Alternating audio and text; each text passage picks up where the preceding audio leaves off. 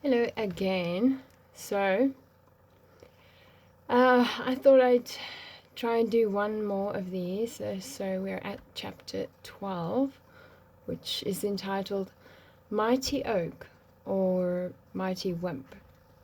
And we are reading from The Hidden Life of Trees by Peter Wohlleben.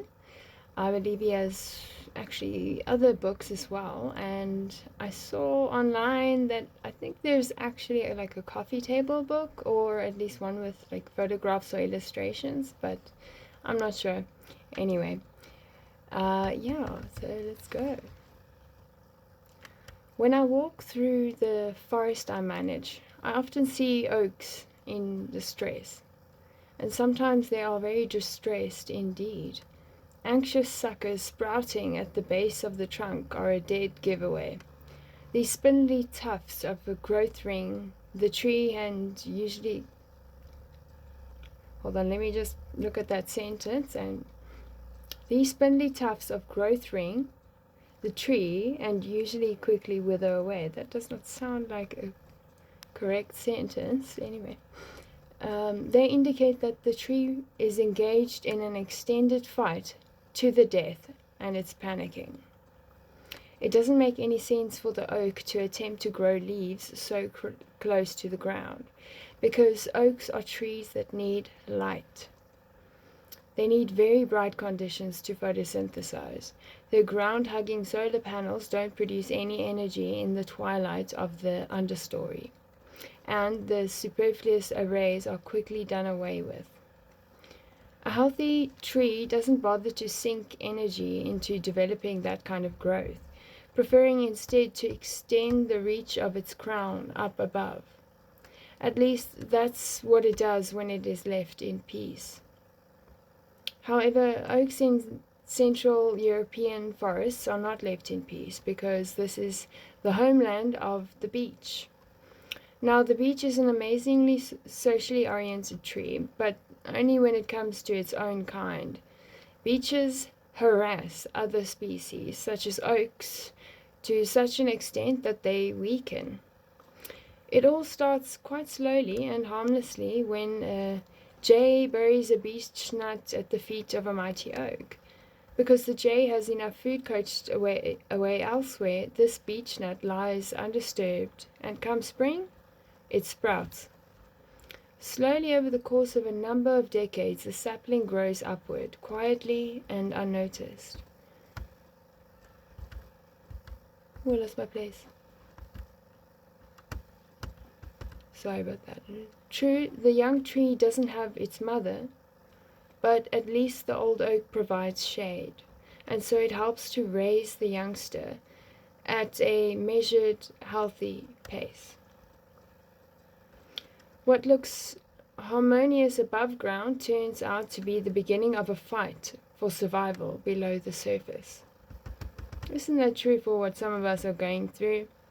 It just reminds me how we need to be kind to one another, especially since we do not know. There's so much that we do not know. And that's not necessarily something that should scare you. It's just, I think, an incentive of to kind of work with what you've got and to do the things that you can do, and and that you like deep down, almost instinctively, intuitively know how to do.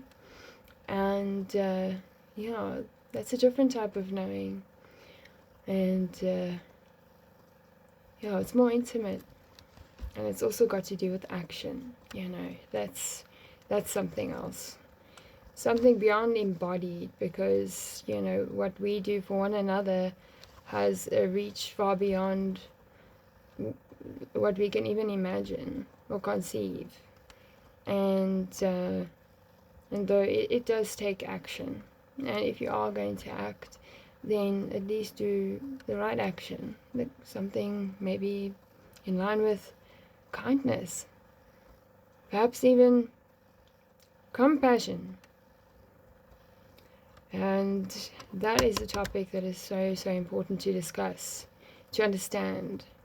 you can get biblical about it as well, and find some sources in there that can help you understand what it is to be compassionate. But you can also see, like, look to Google, or you can they were discussing compassion in on Climbing Mount Sophia, Ken's channel, and it was with John and Chris and another guy, I can't remember his name, but anyway, it was really a lovely conversation. I actually listened to it twice, and yeah, it was very, yeah, it was well balanced. It wasn't like in your face, or too loud, or too much to like take on your brain.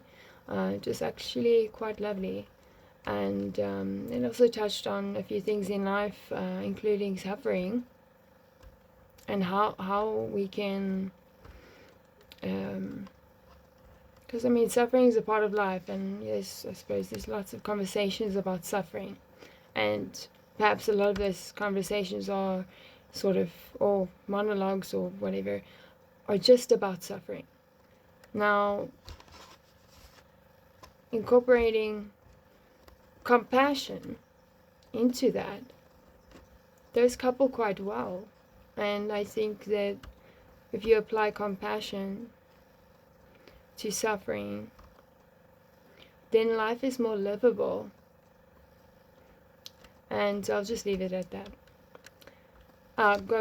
Definitely go watch watch and listen to that video, and yeah, it's really great. And I think to throw compassion into your next book club meet or your cell group meeting, I don't know, your next conversation, discuss it, and see, you know, ask yourself, like, how compassionate am I? What do I do to be compassionate towards others? And then, am I even compassionate to myself?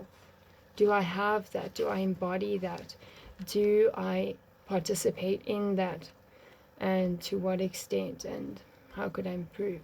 That kind of thing. There's a lot of ways to look at it, but I think that after that, it's important to understand it's not just a mind thing. It is something that that needs to be acted upon. You move with it. Something that you need to sort of tap into and flow with, in the form of like moving your body and doing gestures and actions. It's a lot of the times it's for others more than it's for yourself. And that unity is still a huge goal, and I think that's important to keep in mind. Anyway, let's get back to this.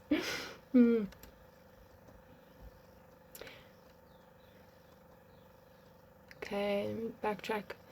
Okay.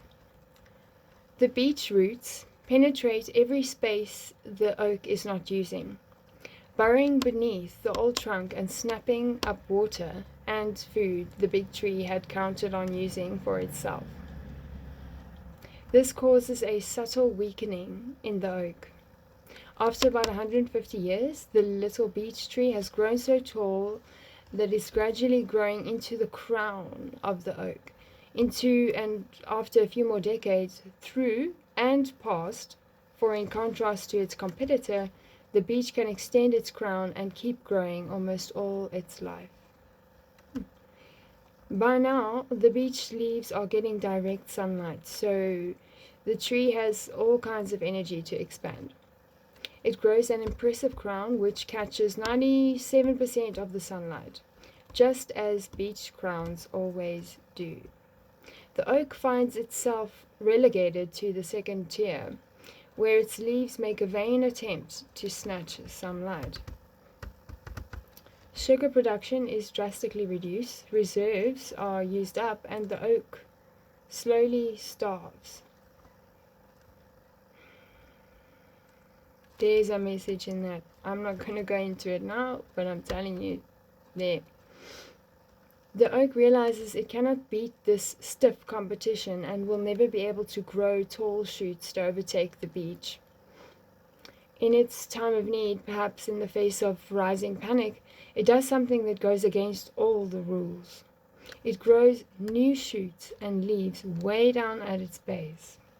The leaves are particularly large and soft and can manage with less light than the leaves up in the crown.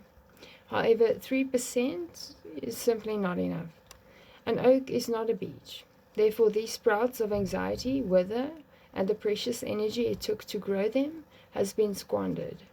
At this stage of starvation, the oak can hold out for a few more decades, but at some point it gives up. Its powers are waning, and wood-boring beetles might come along and put it out of its misery. The beetles lay their eggs under the bark, and the wriggling larvae make short work of feeding on the tree skin and ending the defenseless tree's life. So, is the mighty oak really a mighty wimp? How did such a weakening of a tree become the symbol for fortitude and longevity? I wasn't expecting that. No matter how badly this tree might fare in most forests, in comparison with beeches, an oak can be very tough if it doesn't have any competition. Consider open spaces, specifically our cultivated landscape. Whereas beeches last barely more than 200 years old outside the cozy atmosphere of their native forests, oaks growing near old farmyards or out in pastures easily live for more than 500 years old. Sure, I really didn't know that. Wow.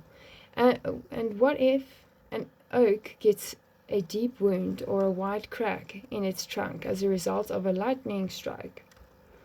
That doesn't matter to the oak because its wood is permeated with substances that discourage fungi and severely slow down fungal decomposition. These tannins also scare off most insects and, incidentally and inadvertently, improve the taste of wine.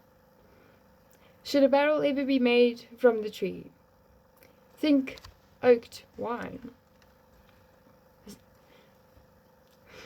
Even severely damaged trees with major branches broken off can grow replacement crowns and live for a few hundred years longer.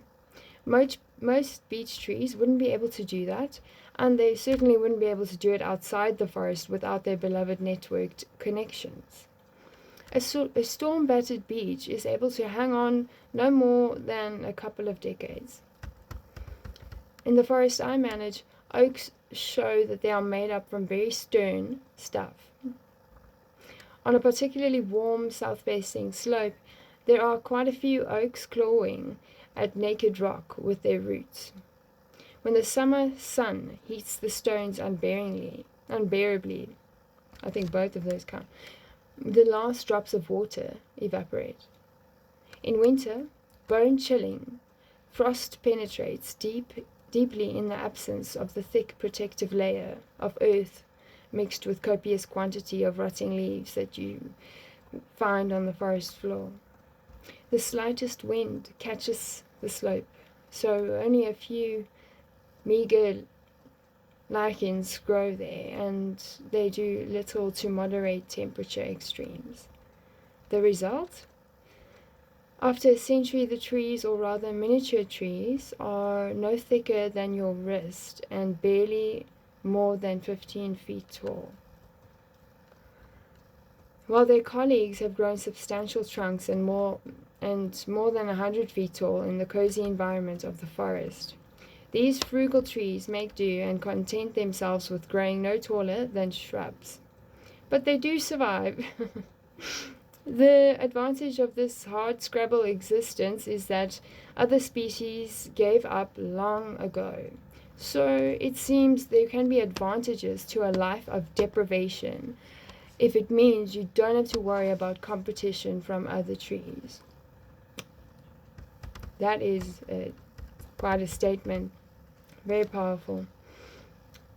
The thick outer layer of the oak's bark is also much more robust than the smooth, thin skin of the beech, and it can take a great deal of punishment.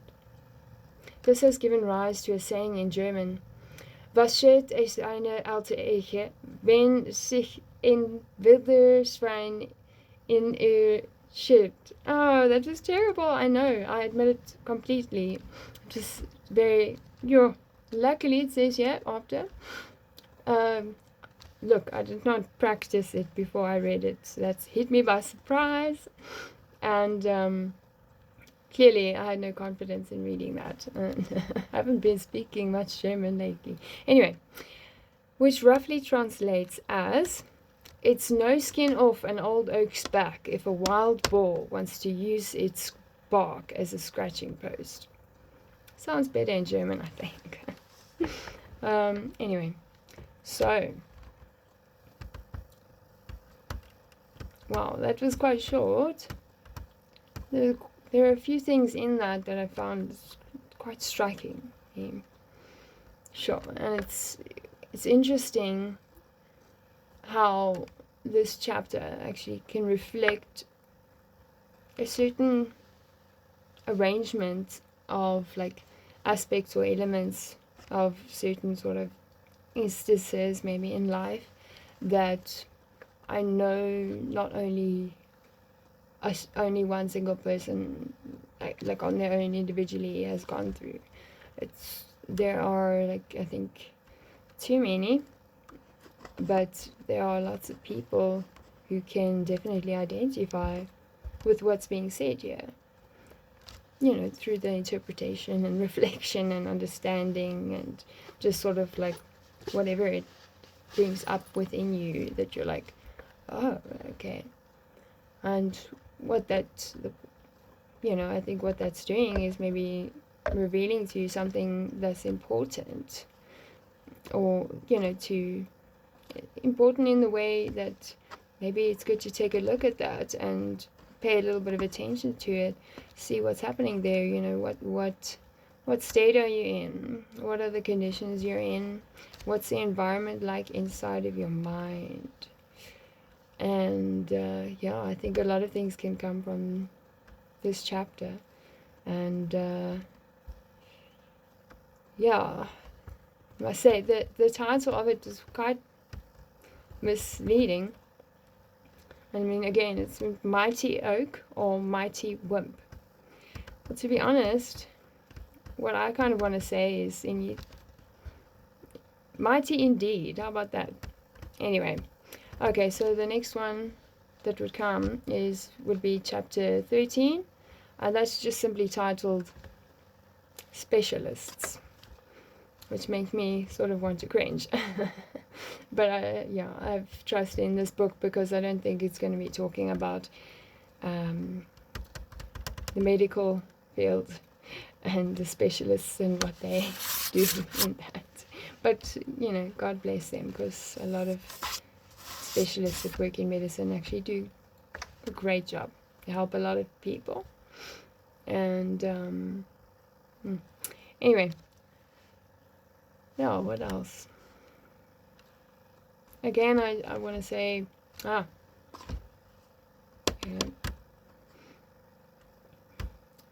don't give up. I know we're reading about trees, and not everything is so literally like, the same for us as well. But I think what's really, really important is that, like in the chapter that I just read now, as much, we can't do exactly what some of those trees do. Where I read that, they give up because they just can't anymore. And I'm not going to go back and try and find that. It will take so long, and you'll just see me go.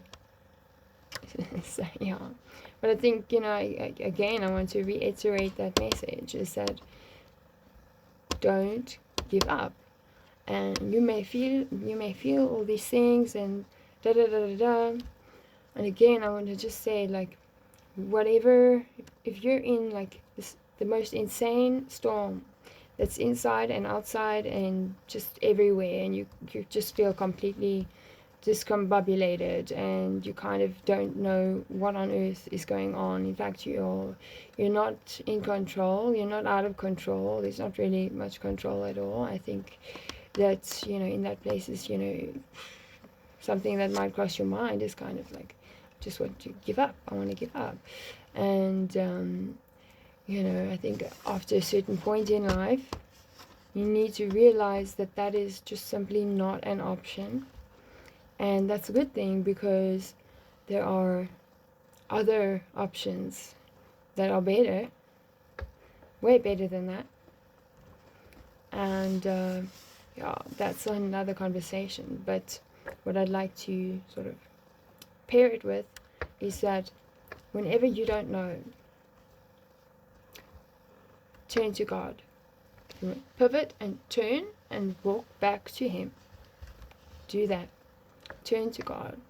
He can give you loads of things that no other person can give to you, nothing can give to you, you know, and to try and place your trust in Him and press in to Him. And you know, that is also, need to be careful of my wording here, but also, like, you know, yeah, I think it's clear that I'm not a person that goes to try and offend people. And yeah, you know, with God, your life also, really, it's I can't tell you how, ABC, but developing that relationship and intimacy with Him. Wow. And the power of prayer. Yo, did you know your prayers get answered? He hears you every day. So you must keep your eyes open. Every day, wake up, you know, and just be like, wow, I'm in a new day. And like, you know, make sure that you a part of your attention is like sort of open to seeing the prayers being answered, so that you can be grateful and feel that humility inside of you, and just that touch of that you're heard and you matter, you belong, you're cared for, you are loved. And that's in a really deep sense. That's from the one who is love. And you can walk in love, and therefore just that is a reason not to give up. Anyway, ciao. I wish I could carry on, but oh, see the time. It is 5 minutes until Grizz comes on, and I'd like to at least say hi. Okay, ciao.